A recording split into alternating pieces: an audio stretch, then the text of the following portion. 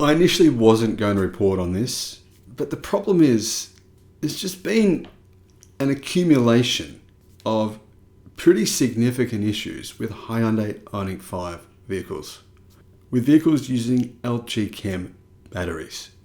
And as these news stories build up, I feel an obligation to tell people what is going on, to warn them. Now, I'm not saying you shouldn't buy one of these cars.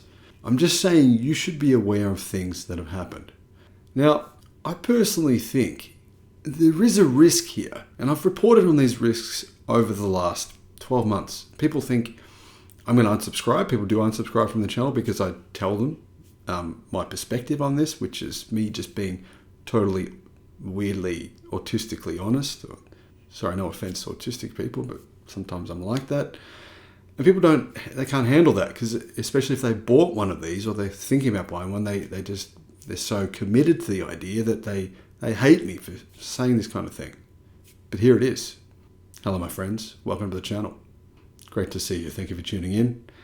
I'm pretty sure I sound slightly mental right now because my ear is still completely blocked. So just a heads up.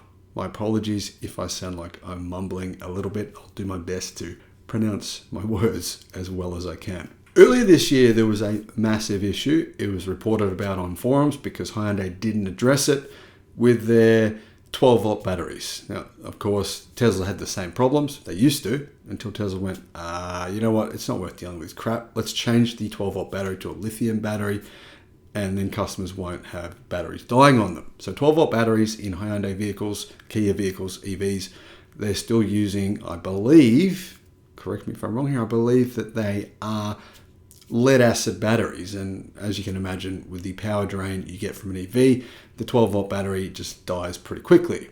So I'm not really sure what's happened with that issue. Now, I reported on that.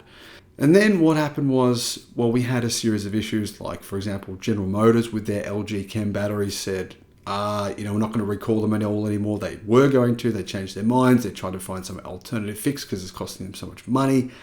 And there's been a few other issues here with LG Chem batteries this year. And the truth is here, they are the most recalled battery brand by everything combined. I mean, combine all the other battery brands, put them together, LG Chem has had more recalls. For example, in Australia here, 14,000 batteries made by LG Chem were recalled because they were setting houses on fire. Not one, not two, but there was a number of, in fact, numerous fires here in Australia. Could their new batteries be good? I don't know. They could be. But I'm just pointing out here that, ternary batteries in and of themselves are obviously, there is more of a risk with fire than there is with lithium iron phosphate batteries. And yes, some Teslas have ternary batteries, and so there is more risk there. Is it high risk? No. It's much more likely your internal combustion engine vehicle will set itself on fire, which has happened to me, by the way, when I was driving a General Motors powered vehicle about 20 years ago, set itself on fire while we were driving. That's much more likely than an EV doing it. My point is still to say, what is the risk ratio here?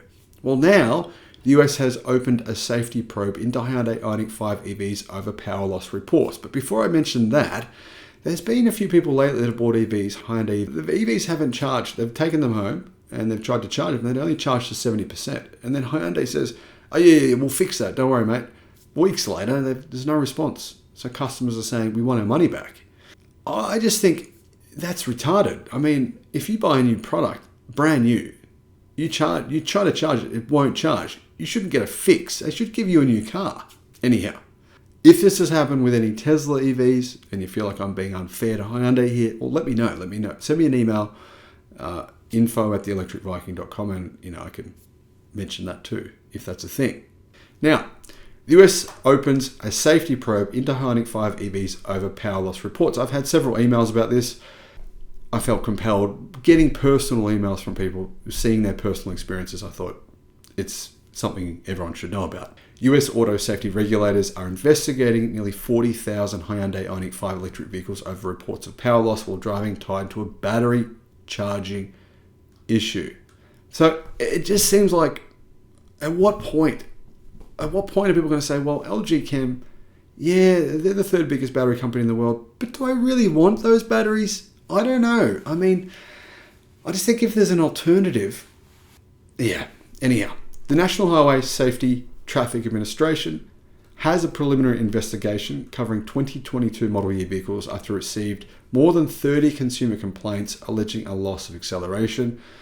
The agency said many consumers reported a loud popping noise followed by a warning displayed on their dashboard and immediately experienced a loss of power that ranged from a reduction in acceleration to a complete loss. NHTSA said it learned from Hyundai the failure is related to the integrated charging control unit responsible for powering both the main electric vehicle and low voltage 12-volt batteries. A preliminary review indicates too much current within the unit can damage transistors, resulting in the inability to recharge the 12-volt battery. Hyundai said Monday it is launching a service campaign in July that will update impacted vehicles' software and replace the ICCU if necessary. We value our cooperative relationship with NHTSA and have engaged in frequent, open and transparent dialogue with the agency on this topic, said Hyundai. NHTSA conducted several owner interviews confirming a range of loss of power and varying time intervals between the warning message and power loss, but did not report crashes or deaths related to this issue.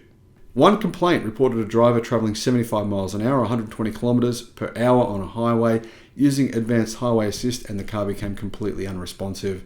The driver added that there was a semi-trailer truck behind him and one to my right in the slow lane. The car stopped accelerating, decelerated suddenly, and I was unable to resume driving. I was forced to coast to a stop on the side of the highway. According to another complaint in February, a driver on a highway in Santa Maria, California, heard a loud pop coming from my car, and within a few seconds, my car lost speed rapidly from 55 miles per hour to 25, then a second later, 22 miles per hour. So here, in my opinion, the concern I have is that Hyundai are doing what BMW did, in fact, what in particular, actually what Mercedes did in China. When they tried to pretend there was an issue, they tried to pretend there wasn't. Customers were getting angry. They were bringing their cars, Mercedes cars in, saying the motors are failing. Mercedes was like, no, they're fine. Go away.